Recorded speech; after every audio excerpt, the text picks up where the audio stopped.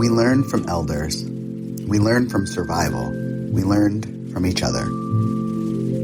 For trans guys. Wisdom you can feel. Real talk, collective care.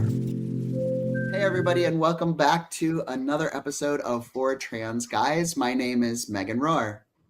I'm Zander Keig. And I'm JJ.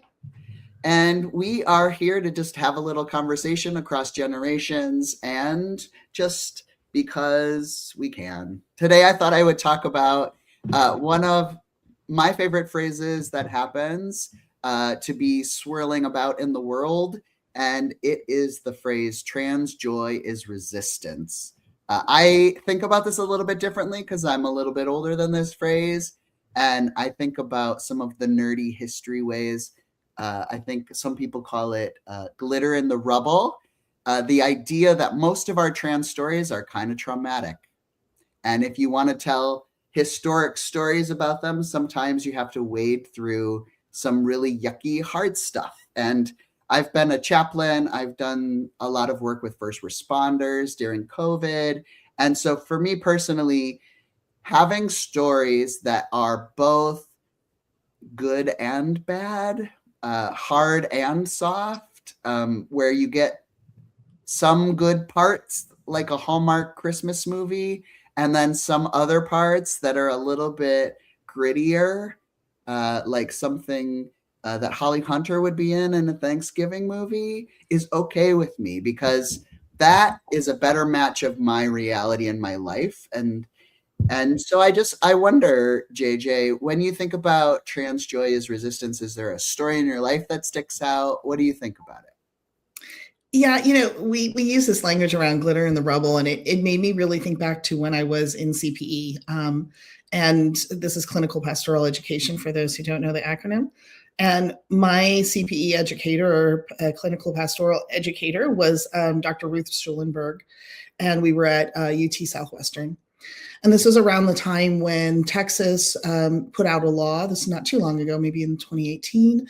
Texas put out a law that medical doctors no longer needed to care for trans folks if their religious authorization told them that they shouldn't. And so doctors, as I was a chaplain there, were trying to figure out what to navigate that. And Ruth and I were talking a lot about vicarious trauma, and trying to figure out kind of an anecdote for that. And I'm looking for my little note here because there is some language from some language that I think is really helpful. This idea about mudita. It's this empathetic or kind of vicarious joy, the feeling of pleasure or happiness that comes from witnessing success, well-being, and happiness of others rather than from one's own achievements. So as we were doing some of this work in Texas is really where I came out and transitioned. And my very first thing was to tell people, like, I'm non-binary, let's use that language. And that was really hard for everybody. But as we were navigating some of this space, so many different consequences of being queer or being trans or non-binary were starting to come out in Texas. And it was very clear to me even back then, this may not be the safest place for me to be. Ironically, I met a lot of other trans folks in Texas who were thriving. And one was an incredible lawyer who went through law school over at TWU and, just doing incredible work for trans rights. So many stories came out during that time. And so that idea of resistance is, I think, centering or living in that space of being willing to experience vicarious joy for me, willing to look at someone else's life and go, that is amazing, well done. Willing to see a trans life, coming into the ER and saying, absolutely, this doctor isn't going to help you, but we're going to make sure that you're cared for regardless because this organization believes in you. Celebrating lives in a very different way where we're recognizing the rubble and saying, yes, you have glitter within you, and we're going to celebrate that and recognize that as well. Because that vicarious trauma, we just can live and wallow in that, and that can be really deteriorating for everyone's lives, particularly for hard lives like folks that are going through transition. And so for me, that language that Ruth Schellenberg and I were talking about and having conversations about, for me, feels like trans joy. How about you, Zander? What are your thoughts about this area? Well, I think I'm the oldest one here. I'm also the one that's the least connected to social media. So I don't see a lot about this concept of trans joy. And I wasn't familiar with the trans joy as resistance framing until just before we started recording this episode. I kind of have a bit of a problem with it, which might sound strange. Why do you have a problem with joy, Zander? What I've noticed is that some of the people that I see espousing that they're expressing or celebrating trans joy can oftentimes be mean, to put it very simply, just unkind. And I don't think truly joyful people are unkind. Maybe I just am narrow in my understanding of that. I don't really resonate with this idea of resistance. I'm not a resistance guy. I'm a go with the flow guy. I think it has a lot to do with where and how I was raised. I grew up in Southern California at the beach in the 60s and 70s. And so this idea of going with the flow, it's just my default. It's my setting. I was also raised by parents that were divorced, but basically doing their own thing and going their own way. My mother was a psychic. My father became a massage therapist. They were both into very new age and esoteric kinds of things, alternative things. And so this is the environment that I grew up in. My father used to bring home a lot of books and expose me to a lot of things around meditation and Taoism in particular.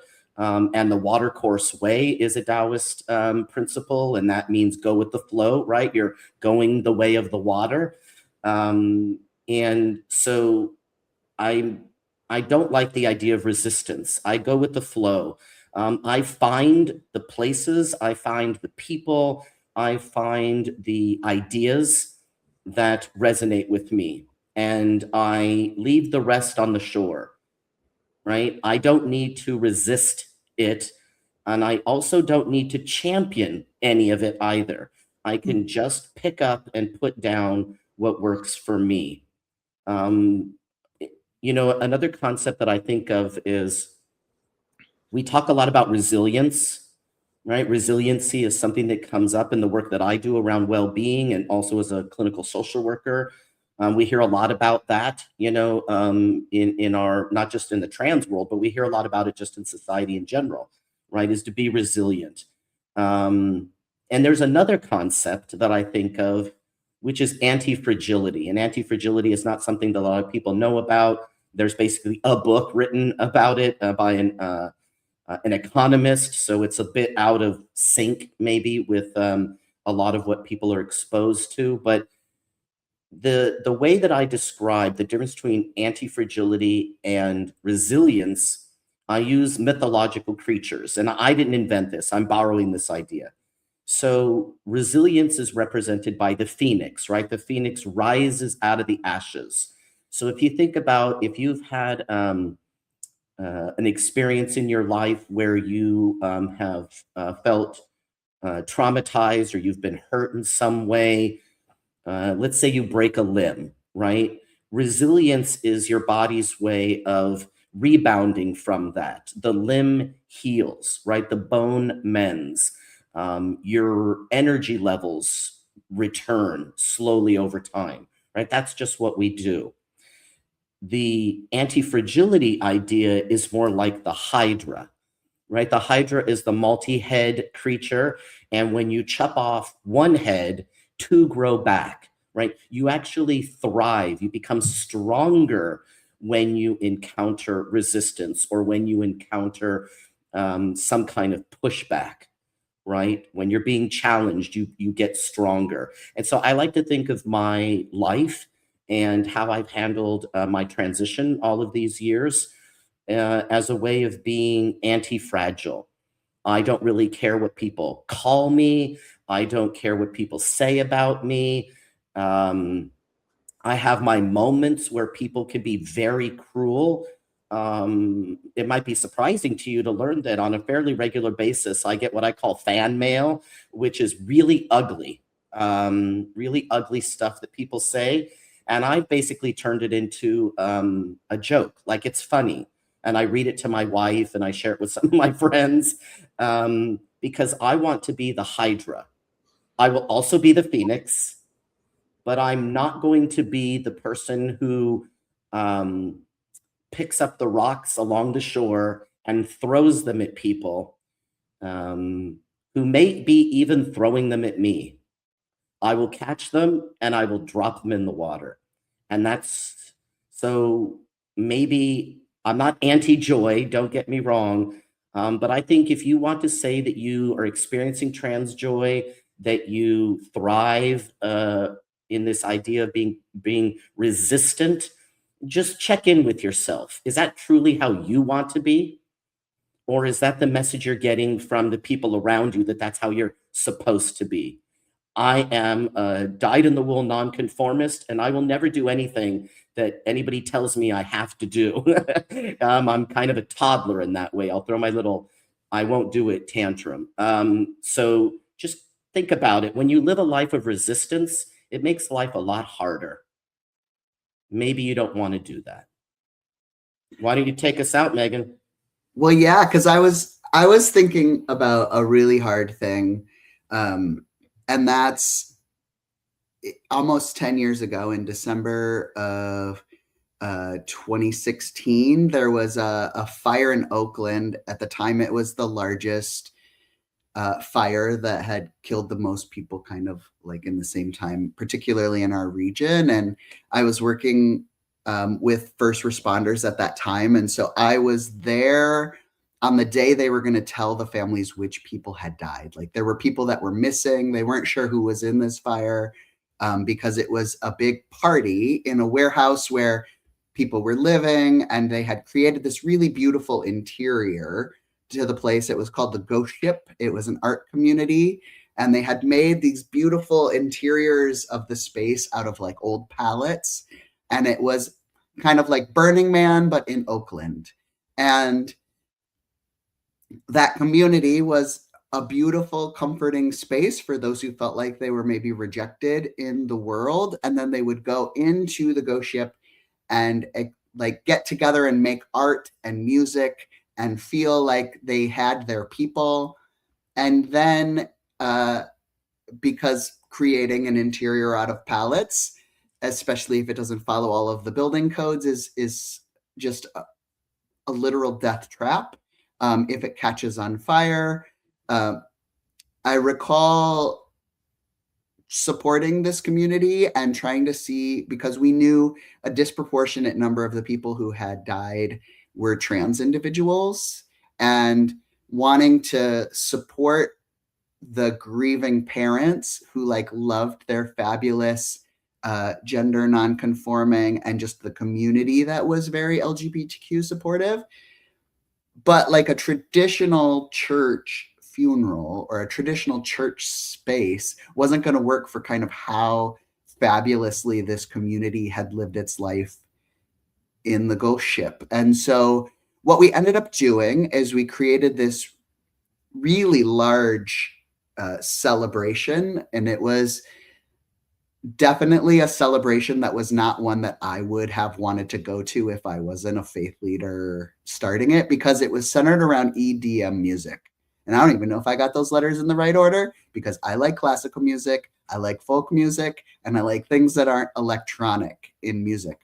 But as a faith leader, the kind of person I am, it's one that is amplifying the joy or the sacred connection of other people. It's not that old traditional way of like trying to make everyone believe the exact same thing I believe, or like amplifying, like making someone memorize faith stuff and then recite it back to me, like word for word. So I've always been someone that's about supporting the heart that other people have, particularly in their hardest moments. So they loved very loud electronic music. So I loved very loud electronic music. And we ended up collaborating with Grace Cathedral in San Francisco, which is one of the most beautiful large stone cathedrals on top of a hill in San Francisco, because this cathedral is very into different types of art. And there's 1 week every year where they take all the pews out to clean. And the pews are those fancy hard chairs that you sit on in a church space. But because this is a stone cathedral, if you've never been in one, the sound echoes everywhere. And even if you're just trying to do like an orchestra mass, depending upon where you sit in a stone cathedral, the bounce and the echo can be kind of like crazy making if you're as sensitive autistically as I am, because the layers of sound overlap on top of each other. And so imagine this very sensitive soul planning a worship service that is the most amazing comfort to the amazing community of those who survived this ghost ship fire, all using extremely loud EDM music and like high-powered lasers that were going to put designs all over the top of the cathedral. It was amazing. It was beautiful. It was creative. It was artistic. There are people 10 years later who still talk to me about how it was one of the most amazing faith opportunities that they have ever participated in. And one of my favorite parts of it was I at the time was the like choir director of this homeless choir called Singers on the Street. And they weren't the greatest choir if you just had them sing anything, but man, they sounded good if we sang like 1 or 2 Simon and Garfunkel songs. And so we managed to like sing the most beautiful rendition of Bridge Over Troubled Water inside Grace Cathedral. In the back, you hear, there's a laser light show, right? And they're in like formal choir robes in the middle of a like stone labyrinth at Grace Cathedral. And so like, yes, I wouldn't have picked that radio station. Yes, like there are several people who are part of this community that like I had never met before. We're not going to like dance at the same anything, but there was something really magically beautiful. Like there has to be a special word for it when the kind of universe comes together and everyone's in sync. Like a terrible thing happened, but we are like the happiest we've ever been. Like one of my friends who is a very senior lesbian who went to clown school back in the day came and did a performance on stilts. Like the Sisters of Perpetual Indulgence came with all their makeup and extravagant joy that they learned to do during the AIDS crisis. Because if you have someone with extravagant joy, then we don't all like sink into the incredible heart that people are holding.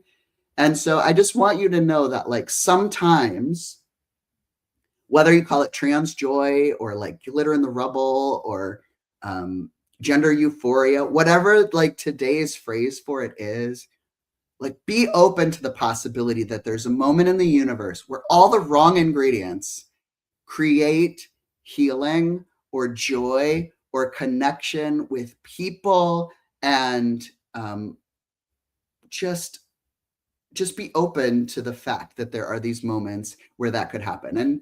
And so one of the things that I practice to try to experience that more often is I go to parties that don't seem fun when I'm in my pajamas on a Saturday, and I just show up to things. And so I double dog dare you, if that's a thing that works for you, to go to at least one thing this next week that is like a party you don't think you'll like, and just see what happens. Because sometimes trans joy descends out of unusual places. Now, if you're someone I've seen recently at a party, it definitely was not that party that was the one I didn't want to go to. And I will say to you, like, I have over exaggerated in my story the parts of this like ghost ship fire that were like not my personal cup of tea, so that you would understand what I'm talking about. Like, I just want you to consider connecting in.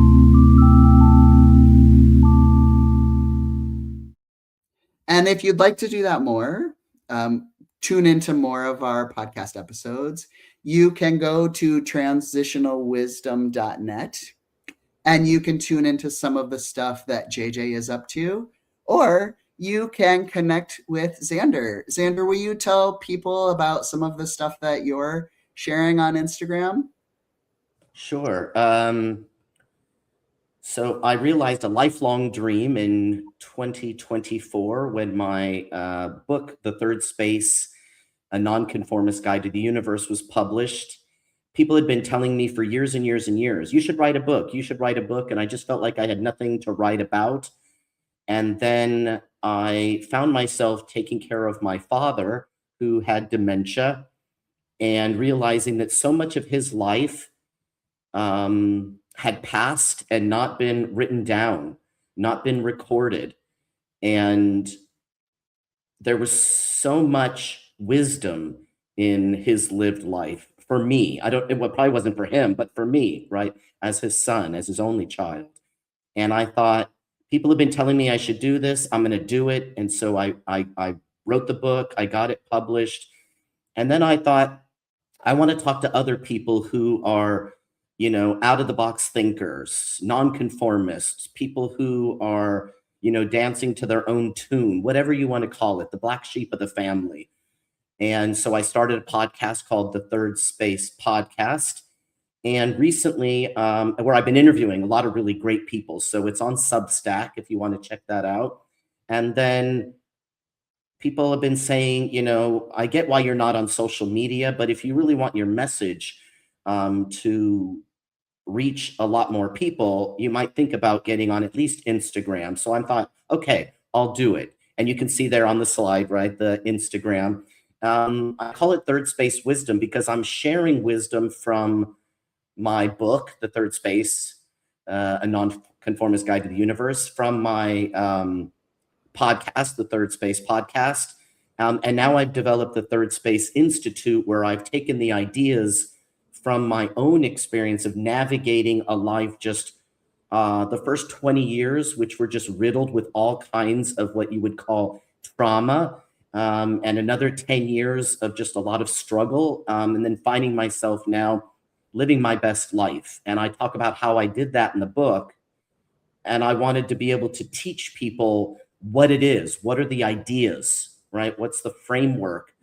And so I created the nonconformist well-being model, and I'm championing that through the Third Space Institute on my webpage, which you can, we'll have that up on the transitionalwisdom.net website. And so it's all about, like, how can you remain true to yourself? How can you live your life how you want to live it, knowing that you're going to experience resistance from the people around you because you're not behaving like they want you to behave. You're not talking how they want you to talk. You're not believing how they want you to believe. You're not voting how they want you to vote. Whatever it is, you're not worshiping how they want you to worship. And how you can build a sense of resilience or even cultivate that anti-fragility within yourself. It is possible. It's a skill set that we can all develop. We are not born with things like empathy and resilience and anti-fragility. We need to develop those. It's a skill set. And so that's what I teach.